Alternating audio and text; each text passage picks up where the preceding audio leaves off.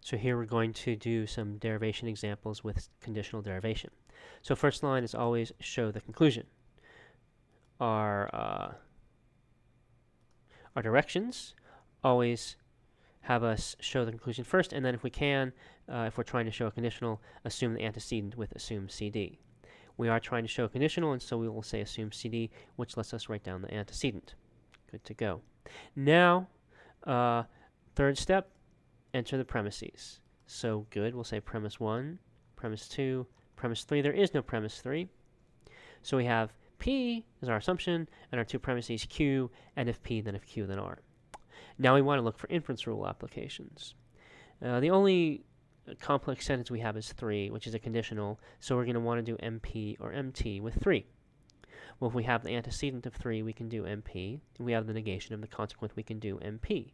Well, the antecedent of line 3 is P, and we have P on line 2, so we can do 2, 3, MP. And note that, right, this is a conditional. There's the antecedent, there's the consequent, there's the connecting piece of logical vocabulary, and then we get down to if Q, then R. And now we want to see, we always want to use our new lines. And in this case, we have a new conditional. And so if we can, we want to do MP or MT with our new conditional.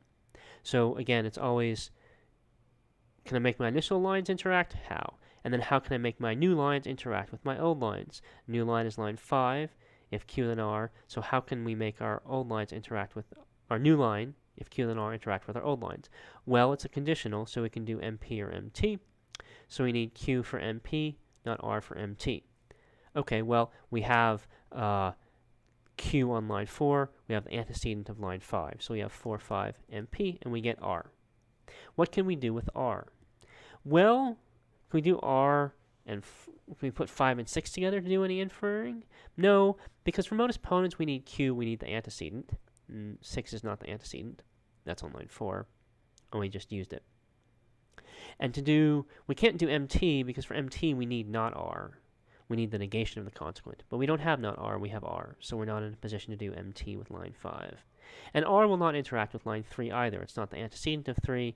And anyway, we've already done modus ponens with 3. So what should we do with R? Well, there are now two ways to end a derivation. Direct derivation and conditional derivation. Two ways to box and cancel. If we're going to box and cancel with DD, we need if P then R. If we're going to box and cancel with CD, what do we need? We need the consequent of what we're showing. The consequent of what we're showing is R, and that's what we have. So we can actually do CD and finish the derivation. We can say 6 CD, there's the consequent of what I want, and I'm done. So, very good. Let's do another one. Okay, so again, we'll show the conclusion as our first step. Second step, if you can, make a conditional assumption. Okay, is this a conditional? Well, is it a conjunction, connecting P and if Q then R, or is it a conditional with antecedent P and Q and consequent R? This is a conditional when parentheses are missing and we don't know which of these is the main connective and which is the inside connective. We put parentheses around the conjunction. So that's a conjunction. Sorry, this is the conjunction, which is a unit inside of this conditional. This is the antecedent is a conjunction. So this is indeed a conditional, and so we can do assume CD. Okay, let's bring in our premise 1. Premise 2, there is no premise 2. Okay, good. So now, let's think about what is our ultimate goal to to finish the derivation. How do we finish the derivation? Box and cancel. How can we box and cancel? DD or CD. So for DD, we want the conclusion, and that's P and if P and Q, then R. For CD, we want just the consequent. We want R. So we can get R, we're done. So we want to bear this in mind so that we can tell when we're done, and so it can help to look, like explicitly look, say, what will let me finish this derivation? Before you've started, what will let me finish it? So that when you get there, you'll know, oh, this will let me finish the derivation. In the previous derivation, I didn't do that. We got R, and then we had to think, okay, can we use this? And we figured out, oh, yes, we can use this to box and cancel with CD, but we had to think about it then. We might not have thought about that.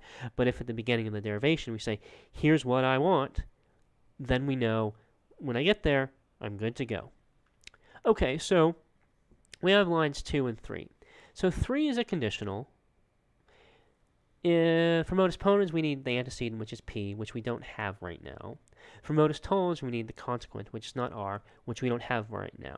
So if we can get p, for mp with 3, we want p. For mt with 3, we want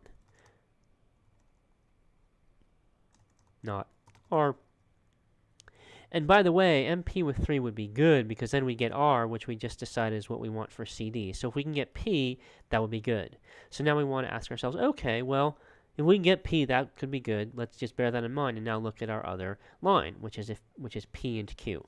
Can we get P from P and Q? We sure can. We can just take the left conjunct of P. So now we can say, oh, good. Well, I wanted R in the end, and if I do modus ponens with 3, I can get R.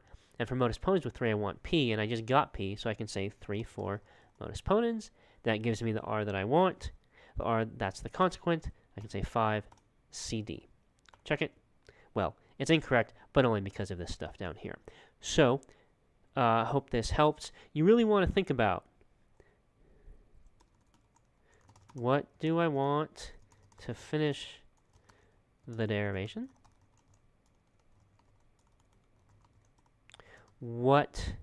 And then what do I need for MP and MT? And how can my new lines interact with my old lines? These are the questions you want to be asking yourself. When you ask yourself these questions, then your attention will be directed to the right part of the derivation, and that will be very good.